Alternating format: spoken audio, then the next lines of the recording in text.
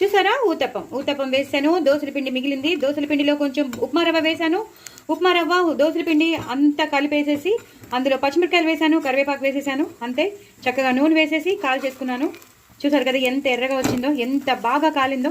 ఇలా చేసేసుకుంటే మాత్రం కొంచెం ఉప్మా రవ్వ చేసేసుకుని కొంచెం బియ్యం పిండి, అంటే మన దోసల పిండిలో ఆల్రెడీ ఉంటుంది కానీ కొంచెం బియ్యం పిండి వేసి చేసేసుకుని జీలకర్ర, కొత్తిమీర, కరివేపాకు, ఉల్లిపాయలు ఇవన్నీ వేసి చేసేసాను.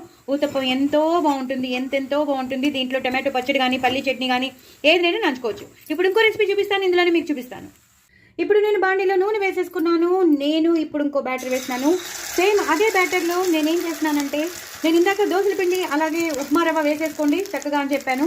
సో నేను ఇప్పుడు ఏం చేసేసానంటే, ఇందులో వెజిటబుల్స్ అన్నీ వేసాను, ఉల్లిపాయలు వేసానని చెప్పాను ఇందాక.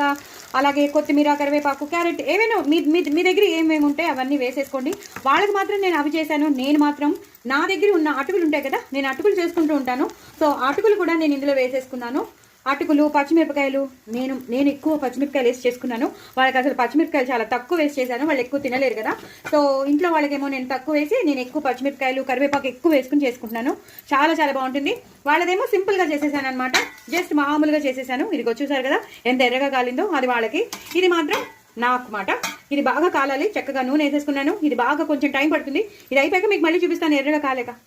చూసారు కదా బాగా కాలిపోయింది. నేనేం చెప్పాను కదా, నేను బియ్యం పిండి, ఉప్మా రవ్వ వేసాను వాళ్ళందరికీ.